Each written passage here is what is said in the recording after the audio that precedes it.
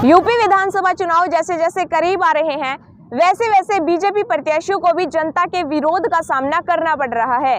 किसान आंदोलन के दौरान जो विरोध करने का ट्रेंड चला था वो अब चुनाव प्रचार के दौरान भी देखने को मिल रहा है।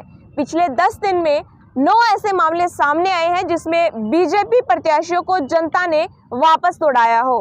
प्रत्याशी राम मंदिर के फायदे गिनवा रहे हैं लेकिन जनता मान नहीं रही।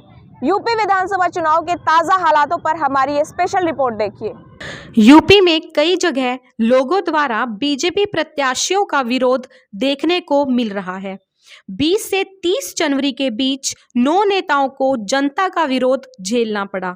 विरोध से एक प्रत्याशी तो इतना तंग हो गए कि अपने ही क्षेत्र की जनता के खिलाफ एफआईआर दर्ज करवा दी। डिप्टी सीएम केशव प्रसाद भी अपने ही घर में गुस्से का शिकार हो गए। 22 जनवरी को अपने विधानसभा क्षेत्र गुलामीपुर में प्रचार करने पहुंचे तो महिलाओं ने घेर कर नारेबाजी शुरू कर दी। वह केशव मौर्य के खिलाफ नारा लगाने लगी। डिप्टी सीएम ने महिलाओं को चुप करवाने की कोशिश जरूर की पर महिलाएं चुप नहीं हुई। वीडियो वायरल हुआ तो सपा नेता आईपी सिंह ने लिखा, पहले कुर्सी खतरे में आई, अब स्टूल भी खतरे में है। विरोध का एक और मामला सामने आया जिसमें सुरेंद्र चौधरी प्रयागराज जिले से एमएलसी हैं। 29 जनवरी को केशव प्रसाद मौर्य के लिए सिराथू प्रचार करने गए थे। अफजलपुर वारी के लोगों ने गांव में घुसने से पहले ही रोक लिया। सुरेंद्र समझाते रहे कि भैया मेरी सुन लो, भाजपा ने राम मंदिर बनाया, लेकिन लोग नहीं माने। आखिर में सुरेंद्र चौधरी को वापस जाना पड़ा। दूसरे मामले में गौरी शंकर वर्मा जालौन की उरी सीट से विधायक हैं। पार्टी ने तो भरोसा जताते हुए फिर प्रत्याशी बना दिया। 29 जनवरी को क्षेत्र में प्रचार करने पहुंचे तो नारेबाजी शुरू हो गई। लोगों ने कहा 5 साल में न गांव की एक सड़क बनी और ना ही नल मिला। विधायक जी फंस गए और सफाई देने लगे। लोग नहीं माने तो विधायक वहां से निकल गए। घर पहुंचे तो कहा 2 शराबी थे, वहीं विरोध कर रहे थे, बाकी पूरा गांव हमारे साथ है। इसके अलावा देवेंद्र सिंह लोधी बुलंदशहर की सनाया सीट से भाजपा के विधायक हैं। 25 जनवरी को प्रचार करने पहुंचे तो लोग हुटिंग करने लगे। लोगों का आरोप है कि गांव में न सड़क बनी और ना ही नल लगवाया। वोट मांगने आए तो विरोध करने लगे। विधायक ने पहले तो हाथ जोड़े और वहां से निकल आए।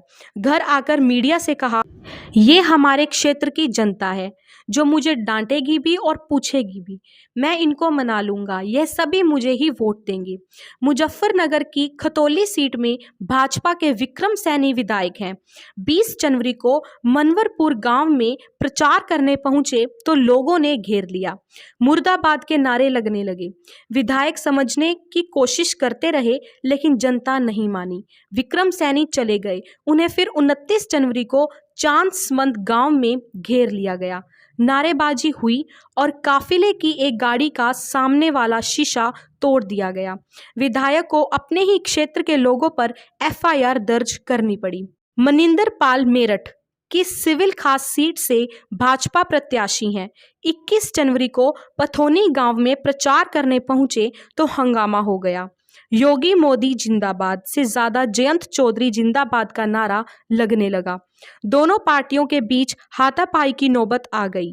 विधायक मनिंदर पाल ने समझदारी दिखाई और खुद ही वापस लौट गए। जाट बाहुल्य पथौनी गांव में भाजपा के नेता जब भी गए उन्हें खाली हाथ ही लौटना पड़ा। संभल की असमोली सीट पर 2 बार से सपा की पिंकी यादव विधायक हैं। उन्हें चुनौती देने के लिए भाजपा के हरेंद्र सिंह रिंकू जोरदार प्रचार कर रहे हैं। 21 जनवरी को शंकरपुर गांव पहुंचे तो विरोध शुरू हो गया। ग्रामीणों ने कहा, भाजपा ने गाजीपुर बॉर्डर पर हम लोगों के लिए कील लगाई गई थी, आंसू गैस के गोले छोड़े, हम कुछ भूले नहीं हैं, कभी वोट नहीं देंगे। वायरल वीडियो में यह भी कहा जा रहा है कि किसी भाजपा नेता को गांव में घुसने नहीं देंगे। विरोध की इस लिस्ट में प्रेमपाल धनगर का मामला थोड़ा सा अलग है। ऊपर के सभी नेताओं का दूसरी पार्टियों ने विरोध किया, लेकिन प्रेमपाल के खिलाफ उनकी ही पार्टी के लोग खड़े हो गए। 29 जनवरी को नारखी में सर्व समाज की बैठक हुई तो लोगों ने कहा बाहरी प्रत्याशी नहीं चाहिए, प्रेमपाल अपने कार्यकर्ताओं को नहीं पहचानते। इसके बाद नारेबाजी शुरू हो गई। इस दौरान सपा, बसपा और कांग्रेस के नेता भी गांव में प्रचार कर रहे हैं, मगर गांव से निकाले जाने जैसे कोई घटना सामने नहीं आई। हाँ, टिकट की आस लगाए प्रत्याशियों को टिकट नहीं मिला तो थोड़ा बहुत हंगामा जरूर हुआ। कौशांबी की चायल सीट पर पूजा पाल को प्रत्याशी बनाया तो सपा के कार्यकर्ताओं ने उनका पुतला जलाकर विरोध किया। जब भाजपा प्रत्याशियों के लिए चुनाव प्रचार करना इतना मुश्किल हो रहा है तो वोट हासिल करना कितना मुश्किल काम होगा, ये एक बड़ा सवाल है। ऐसी ही तमाम अपडेट्स के लिए आप हमारे चैनल को लाइक और फॉलो कर सकते हैं और यूट्यूब पे हमसे जुड़ने के लिए हमारे चैनल को सब्सक्राइब कर सकते हैं। शुक्रिया।